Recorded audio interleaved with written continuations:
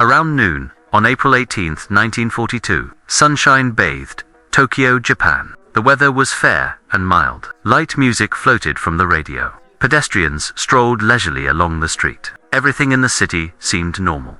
For the Japanese, it was just another ordinary spring day. But they did not know. Danger was already falling from the sky. A sudden roar shattered the city's calm. People looked up and saw several unfamiliar aircraft crossing the sky. But they were not Japanese planes. They were American B-25 bombers. Then the bombs began to pour down. Explosions ripped flame air over the city. Smoke rose. Screams echoed around Tokyo Bay. Another. The air raid sirens wailed. Belatedly, the military was caught completely off guard. The American planes did not linger. After completing their bombing runs, they headed directly to the southwest and landed in Jiang, China. This was the first air raid on the Japanese homeland in history, inflicting on Japan's military and civilians a profound psychological shock. It not only set Tokyo ablaze for the first time, it also indirectly helped trigger the Battle of Midway. After Pearl Harbor, the Pacific War erupted fully. The United States formally entered World War II. Though the nation was seething with anger, reality was brutally harsh. America's military industry was full. Wartime mobilization was not yet complete. It lacked the ability to strike Japan's home islands. Immediately, meanwhile, Japan firmly held the initiative in the Pacific theater.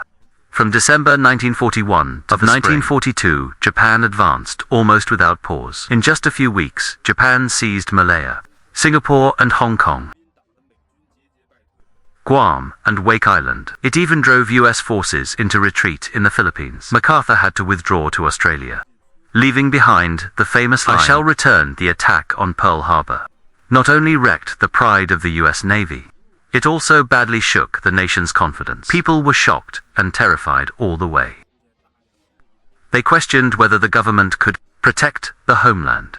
Public opinion in the US began to fill with doubt. Is our military up to the task? Can we really win this war? Roosevelt and top military leaders realized they urgently needed a symbolic victory to lift morale and steel the public's will to resist. And that victory had to be a heavy punch to the enemy's face. "We must let the Japanese taste what it feels like to be hit." This line, spoken at a White House war meeting, became the starting point of the plan. The US military decided to carry out an air raid on the Japanese homeland, even a symbolic bombing, which showed Japan it was not safe.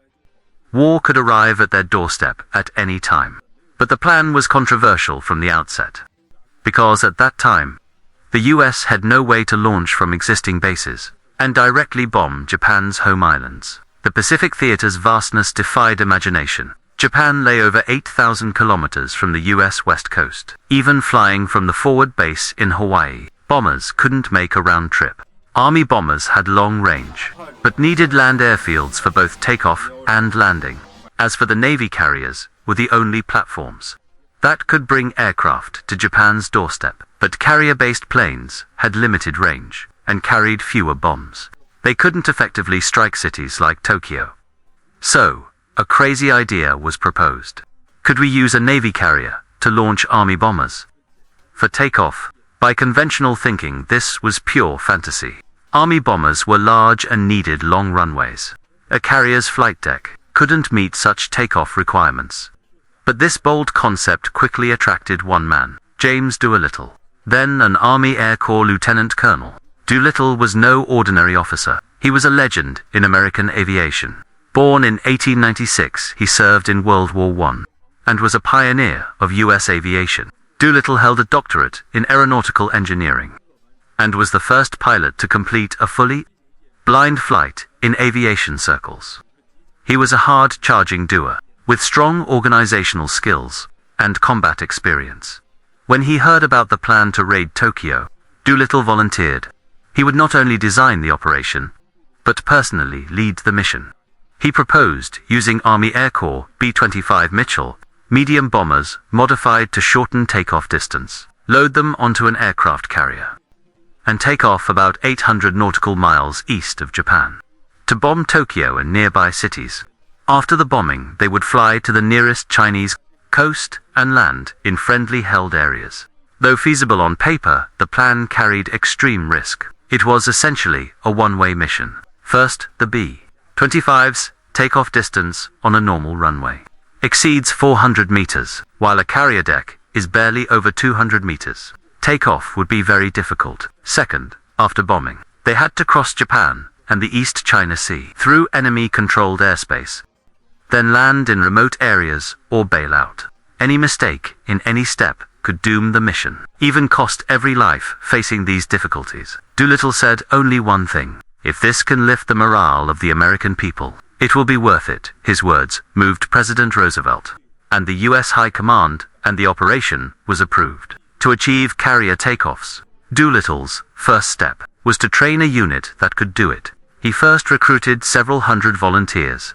They had to be highly skilled, exceptionally steady under pressure, willing to keep secrecy, and prepared to sacrifice from them. Doolittle personally selected 80 elite airmen for the mission. The team was secretly sent to an airbase in Florida. Training focused on a single skill: achieving a fully loaded takeoff. In an extremely short distance, they marked out on the ground a runway, the same length as a carrier deck, and practiced repeatedly. Pilots learned to use maximum throttle, fine control and weight reduction techniques to lift off within the absolute limit. Beyond takeoff, they trained to fly at ultra-low altitude to evade radar, to bail out in emergencies and make forced landings, and to learn the terrain of southern China's mountains, to handle unknown risks along the return route. Meanwhile, the 16 B-5 bombers for the raid underwent a series of modifications. 1. Remove the tail and ventral turrets to reduce weight. To add auxiliary fuel tanks, extending range beyond 2,500 kilometers. 3. Carry for 500-pound bombs, including incendiaries and high explosives. For paint, broom handles to mimic gun barrels. To deter enemy pursuit, after intense preparations, on April 2, 1942, the carrier USS Hornet set out with 16 B-25s, quietly leaving San Francisco for the Western Pacific. In U.S. naval history, this was the first time. Now carrier aircraft were loaded onto a carrier. The entire flight deck was packed with these big machines.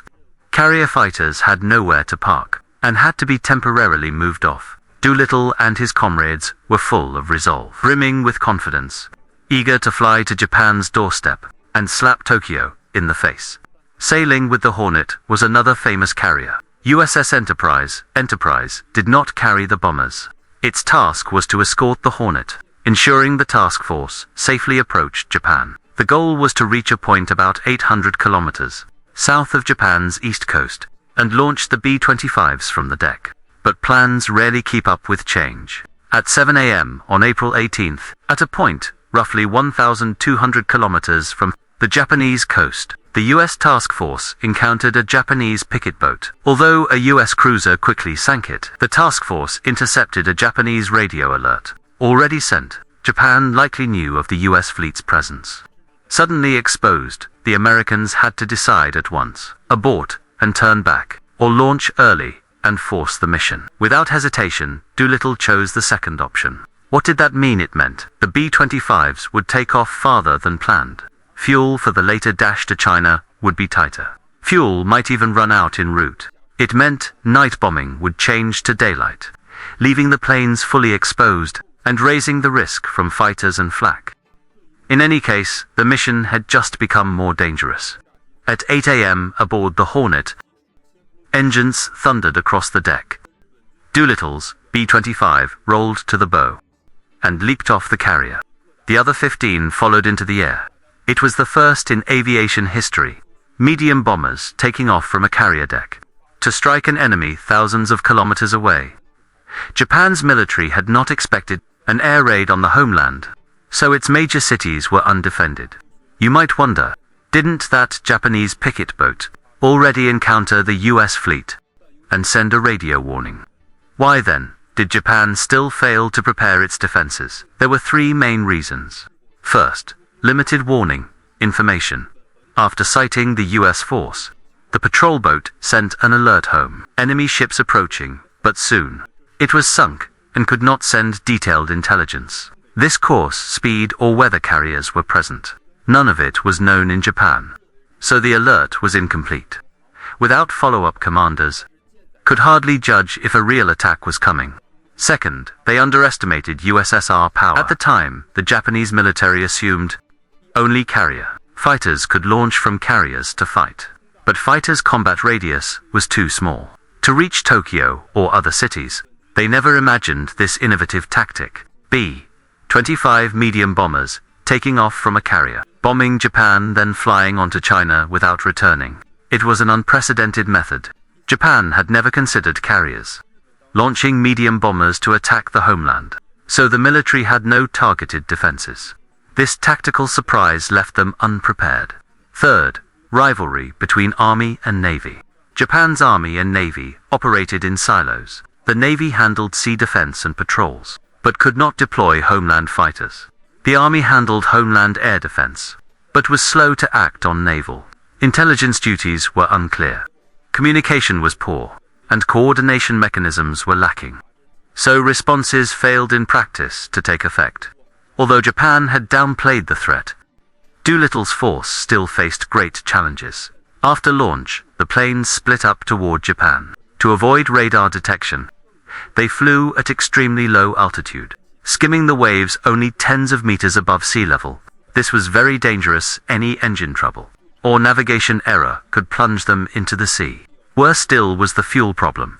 Because of the early launch, each plane would fly about 400 kilometers beyond plan. Fuel became the heaviest pressure.